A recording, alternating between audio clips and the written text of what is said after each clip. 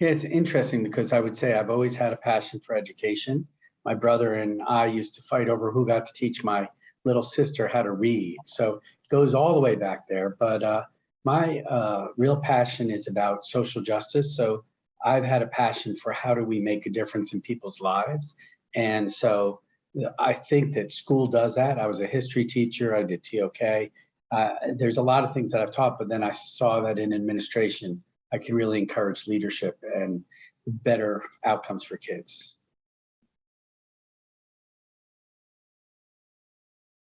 Right.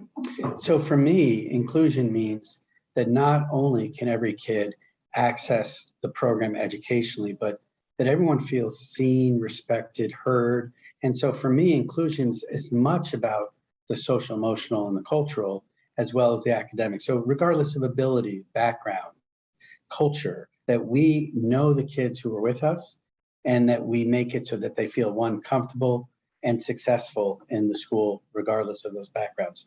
And how do we do it? I mean, one of the ways we do it is through differentiation, through doing a lot of work on diversity, equity, inclusion that's cultural, but also through learning support. I mean, we have lots of different methods at ZIS that are supporting inclusion.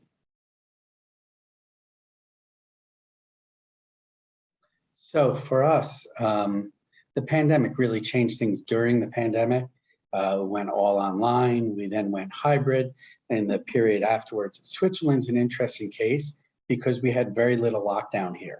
So the period that we were doing more hybrid instruction was much less. So I think the impact has been less, but people are way more comfortable now with doing online and flipped classroom. But I think it's mostly affected our work with parents and others and thinking about, do we have to do everything in person? Can we do more virtually? So I wouldn't say in the classroom there's a giant change, unfortunately, because I think there's room for that. But I think that in the way school works, we've had changes.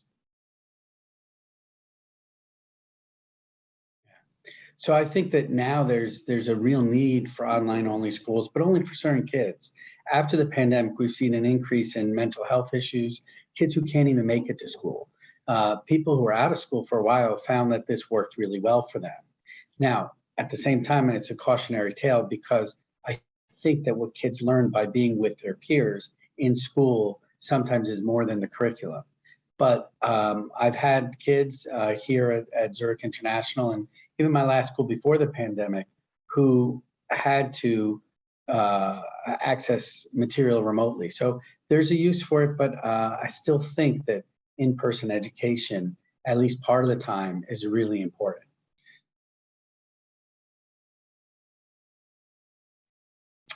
Oh, that's a great question. I mean, this has been a passion of mine for a long time. When we talk about inclusion, mental health is sort of the new inclusion front. How do we help kids who are struggling with that? I mean, I think that what has to happen is that we have to train all the people who work with kids to be aware of what are the signs, what are the challenges, and how to either work with it or refer appropriately and early enough. So, I mean, anxiety has gone up around the world, depression has gone up around the world, and thinking that students sitting in front of you can all be treated equally, even if they're dealing with anxiety, is not true. So that's where we really have to train our schools to, we did it in my last school, mental health first aid. It was a course for teachers that had them know what are the different things that kids are going through, what are the ways to listen appropriately, and when it's too big, when to refer. But we did the same thing for kids, so kids could refer kids, because it's about identifying, getting rid of the stigma, and then jumping in and helping. So that's really important. I think that's going to be crucial for our work in inclusion.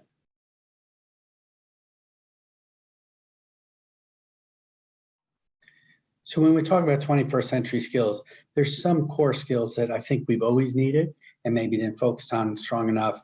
Our school has these character standards that are really powerful, talking about resilience and compassion, open-mindedness. Those are global and those are always important. But what it means now, as far as with the amount of input we get from social media, from other sources, from news, fake news, real news. I think what we really have to do now is teach kids how to sort through all of that and figure out what's real and what's not real. Teach them to think as opposed to memorize. So, I mean, maybe that's not even 21st century. It's something we should have been doing at the end of the 20th century. But because of the massive input and the unfiltered nature of the information people are getting, I think that us teaching kids to be media and technology savvy, but also how do they put their ideas out into the world? The last thing that we've been doing a lot of here is design thinking and getting kids to solve real world problems. And what we find is that they're just as capable of doing it, but no one's ever asked them because it's been very subject focused and discipline focused. Our goal now is to get kids to use it because you can find the information anywhere. But now how do we get them to apply it and do real work? That's really powerful.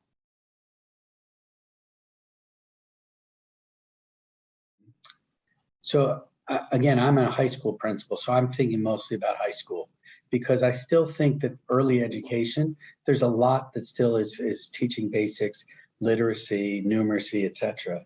But there's a lot of freedom, I think. The future should be schools that are more flexible in time and place, kids who can, through technology, connect with people around the world, connect with businesses, do real projects. So they are learning things through the medium of real work.